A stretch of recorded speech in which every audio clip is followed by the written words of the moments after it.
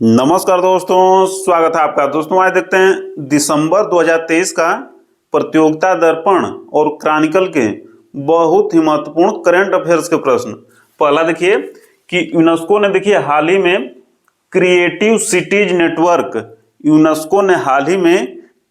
Cities network में 2 भारतीय शहरों को शामिल किया है। पहला देखिए ग्वालियर को संगीत की श्रेणी में शामिल किया है, दूसरा केरल के कोझिकोड को साहित्य की श्रेणी में शामिल किया है। और इसके पहले जिन भारतीय शहरों को यूनेस्को ने क्रिएटिव सिटीज नेटवर्क में शामिल किया है उसमें शामिल है देखिए जयपुर, श्रीनगर, मुंबई, वाराणसी, चेन्नई, हैदराबाद। 6A और 2 को हाल ही में शामिल किया है। इस प्रकार अब कितने भारतीय शहर हैं जो यूनेस्को के क्रिएटिव सिटीज नेटवर्क में शामिल हैं? तो अब हो गए हैं 8 भारतीय शहर। एग्जाम की दृष्टि से बहुत ही महत्वपूर्ण प्रश्न। दूसरा देखिए कि हाल ही में चर्चा में रहा वज्र मुष्टि क्या है? तो ये देखिए प्राचीन मार्शल आर्ट कला है। यह प्राचीन मार्शल आर्ट कला है और इसका प्रदर्शन हाल ही में मैसूर के दशहरा मेला में हुआ, इसलिए यह चर्चा में था। सबसे महत्वपूर्ण यह देखिए कि 14वीं सदी से लेकर 17वीं सदी तक विजयनगर साम्राज्य में यह मार्शल कला बहुत ही लोकप्रिय थी। यह तथ्य भी महत्वपूर्ण है कि यह सबसे पहले इसका उल्लेख कहाँ है? तो चालुक्य शासक सोमेश्वर तृतीय के ग्रंथ मानसो उल्लास में किसका वज्र मुष्टि प्राचीन मार्शल आर्ट कला का सर्वप्रथम उल्लेख हुआ है। नेक्स्ट देखिए तीसरा प्रश्न की हाल ही में जारी हुआ है ग्लोबल हंगर इंडेक्स 2023।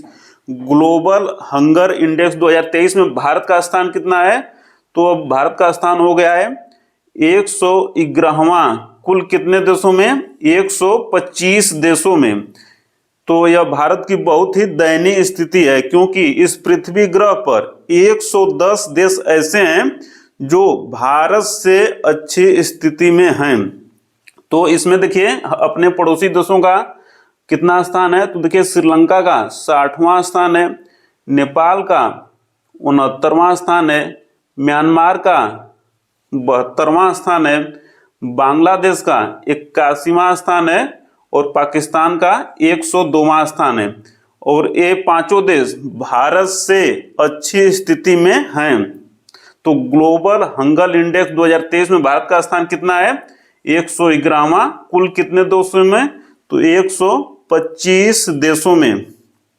नेक्स्ट प्रश्न है देखिए कि हाल ही में खाद्यान्न उत्पादन 2022-2023 का फाइनल डेटा जारी हुआ है और इस डेटा के अनुसार 2022-2023 में कुल 329 मिलियन टन खाद्यान्न का उत्पादन हुआ है। 329 मिलियन टन खाद्यान्न का उत्पादन हुआ है।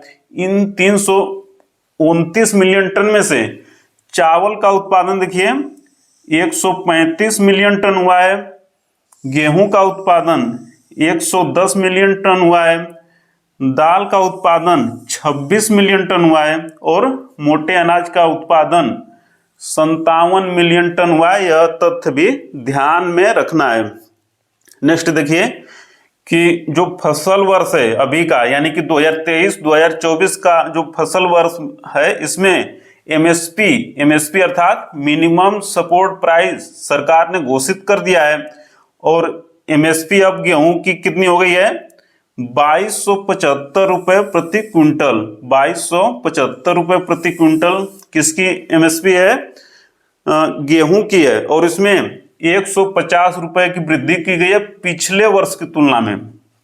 जौ का एमएसपी अब देखिए बढ़ के हो गया है 1850 रुपए प्रति क्विंटल और पिछले वर्ष की तुलना में देखिए 115 रुपए प्रति क्विंटल इसमें वृद्धि हुई है।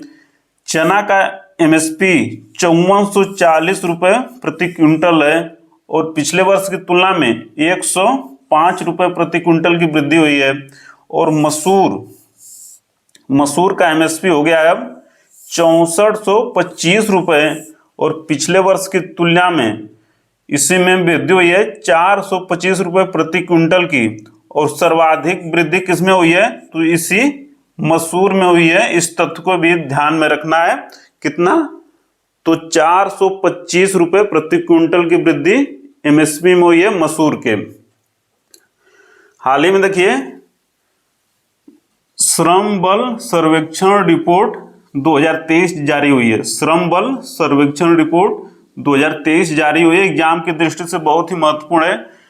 तो इसके अनुसार देखिए महिला श्रम बल की भागीदारी कितनी है भारत में, 37%। यानी कि जितना भी श्रम बल है भारत का, वर्क फोर्स है जितना भारत का, उसमें 37% महिलाएं हैं 2022-2023 के लिए। और इसको कौन करता है, तो जारी करता है इसको सांख्यिकी एवं कार्यक्रम कार्यान्वयन मंत्रालय ने इस तथ्य को जारी किया है, इस रिपोर्ट को जारी किया है। देखिए 2 लोगों के राज्यपाल के पद पर नियुक्ति हुई हाल ही में। देखिए तो उड़ीसा के राज्यपाल के पद पर रघुवर दास की नियुक्ति हुई है और त्रिपुरा के राज्यपाल के पद पर इंद्रसेना रेड्डी नल्लू की नियुक्ति हुई है। नेक्स्ट देखिए कि इंद्रमणि पांडे को बिम्स्टेक जो संगठन है, तो बिम्स्टेक का महासचिव नियुक्त किया गया है। यह तथ्य भी ध्यान में रखना है। नेक्स्ट देखिए 9वां की सत्यजीत रे लाइफ टाइम अचीवमेंट पुरस्कार। सत्यजीत रे लाइफ टाइम अचीवमेंट पुरस्कार किसे प्रदान किया गया है, तो प्रदान किया गया है माइकल डगलस जी को। माइकल डगलस जी हॉलीवुड अभिनेता हैं। फिर देखिए कि तमिल लेखिका शिव शंकरी जी को सरस्वती सम्मान 2022 प्रदान किया गया है। और इनकी रचना का क्या नाम है, तो इनकी रचना तमिल भाषा में है जिसका नाम है सूर्यवांशम। सरस्वती सम्मान कौन संगठन देता है, तो के बिरला फाउंडेशन। सरस्वती सम्मान के बिरला फाउंडेशन के द्वारा प्रदान किया जाता है। इस तथ्य को भी ध्यान में रखना है। तो मिलते हैं जल्दी इसके अगले भाग में, तब तक सादर नमस्कार।